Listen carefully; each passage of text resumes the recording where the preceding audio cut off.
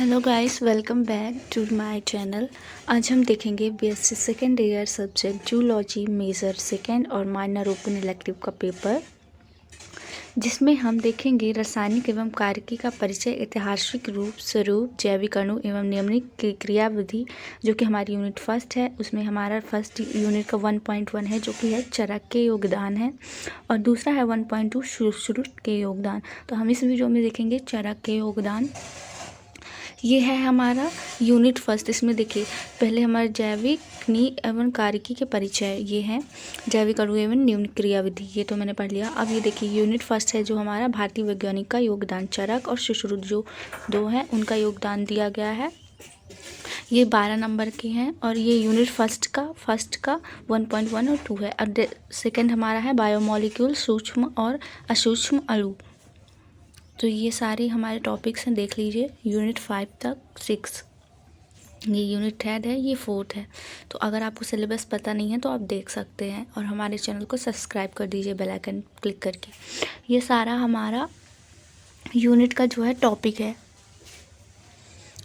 अब हम देखते हैं इकाई 1, जो है हमारा जैविक, रासायनिक एवं कार्यकी का परिचय एवं ऐतिहासिक स्वरूप, जैविक अणु एवं निम्न क्रियाविधि। तो भारतीय वैज्ञानिक का योगदान, तो भारतीय वैज्ञानिक का जो योगदान है, पहला हम देखेंगे चरक का योगदान जो है। तो महर्षि चरक ने आयुर्वेद के पुरातन विज्ञान पर चरक संहिता नाम पुस्तक की रचना की है। जो क्या लिखा था उन्होंने, चरक संहिता नाम की एक पुस्तक की रचना की है। यह पुस्तक मानवों के लिए अत्यंत कल्याणकारी प्रसिद्ध हुई है, और महर्षि चरक को भारतीय चिकित्सा शास्त्र का जनक भी कहा जाता है। तो ये हुए हमारे चरक, जो कि कल्याणकारी हैं, प्रसिद्ध हैं, और इन्हें क्या कहा जाता है, भारतीय चिकित्सा शास्त्र का जनक भी कहा जाता है। यह एक ऐसे प्रथम चिकित्सक थे जिन्होंने अपनी पुस्तक में पाचन, उपाचन एवं प्रतीक्षा की अवधारणा प्रस्तुत की है। तो क्या किया इन्होंने, प्रतिरक्षा की अवधारणा प्रस्तुत की है। तो हम देखते हैं महर्षि चरक के 10 प्रमुख योगदान, जो विस्तार से दिए गए हैं। तो चरक संहिता में महर्षि जो ये 10 हैं, उन्हें बहुत ही व्यापक और गहन से हम अच्छे से पढ़ेंगे। तो चरक संहिता फर्स्ट हमारा, तो यह महर्षि चरक द्वारा रचित एक महान ग्रंथ है, जिसे आयुर्वेद का मूलभूत आधार माना जाता है। इसमें चिकित्सा विज्ञान के विभिन्न पहलुओं का विस्तार से वर्णन किया गया है, जिसमें शरीर रचना, रोग के कारण, निदान, उपचार और औषधियों का विवरण शामिल है। यह ग्रंथ आज भी आयुर्वेद शिक्षा और अनुसंधान का प्रमुख स्रोत है। इसमें फिर से मैं एक बार रिपीट कर रही हूँ, महर्षि चरक द्वारा रचित एक महान ग्रंथ था, और जिसमें रोगों के कारण, निदान, उपचार और औषधियों का विवरण शामिल है, और यह ग्रंथ आज भी आयुर्वेद शिक्षा और अनुसंधान का प्रमुख स्रोत है। दूसरा है हमारा त्रिदोष का सिद्धांत इन्होंने दिया था। तो क्या है त्रिदोष, देखते हैं। चरक ने त्रिदोष सिद्धांत, वात, पित्त, कफ का प्रतिपादन किया है, जो आयुर्वेद के केंद्रीय सिद्धांतों में से एक है। उन्होंने बताया है कि ये 3 दोष शरीर के कार्य को नियंत्रित करते हैं।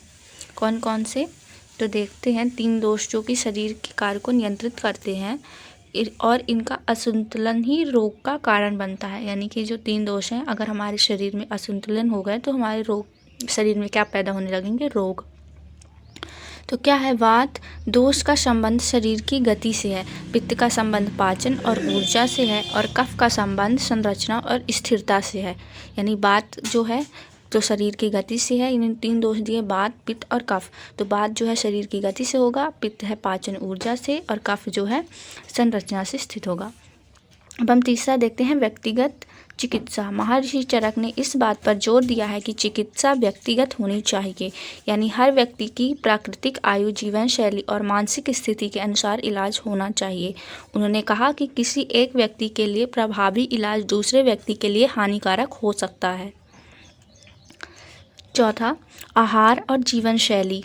चरक ने आहार, भोजन और जीवन शैली को स्वस्थ एवं प्रमुख आधार माना है।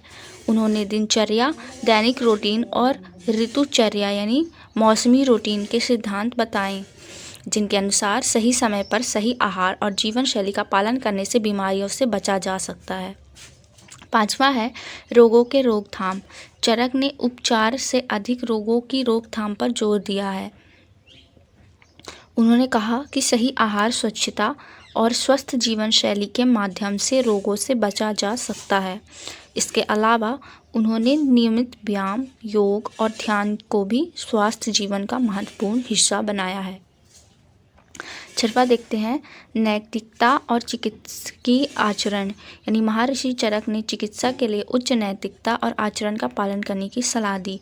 उन्होंने कहा कि चिकित्साई को सच्चा, ईमानदार और अपने कार्य के प्रति समर्पित होना चाहिए। उन्होंने चिकित्सकों को मानवता के साथ व्यवहार करने, रोग के प्रति संवेदनशील होने और ज्ञान का सही उपयोग करने की प्रेरणा दी। 7वां, रोग निदान की विधियाँ। चरक ने रोग के निदान के लिए विभिन्न विधियों का विकास किया है। इनमें से नाड़ी परीक्षण का निरीक्षण, मूल परीक्षण यानी रोगी और जीवन शैली और आहार का विश्लेषण शामिल है। उन्होंने रोग के लक्षणों के आधार पर उसकी पहचान और उपचार की विधियां बताईं। 8वां, औषधि विज्ञान। महर्षि चरक ने कई जड़ी बूटियों और प्राकृतिक पदार्थों का उपयोग औषधि के रूप में बताया। उन्होंने आयुर्वेदिक चिकित्सा में हर्बल दवाओं की महत्ता को समझाया और इनमें से संबंधित सूत्रों और मिश्रणों का विवरण दिया। ये औषधियाँ शरीर के त्रिदोषों को संतुलित करने में सहायक होती हैं। 9वां, रसायनक और धातु विज्ञान।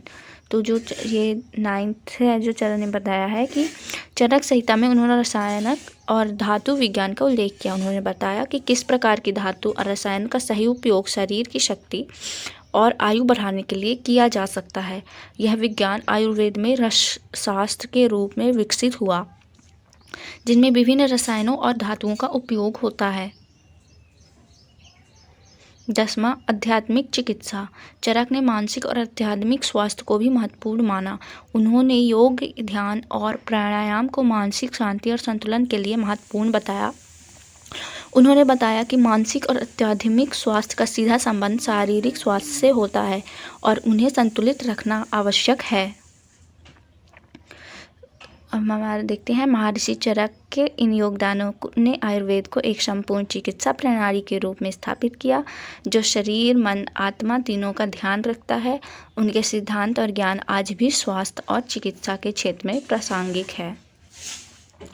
तो ये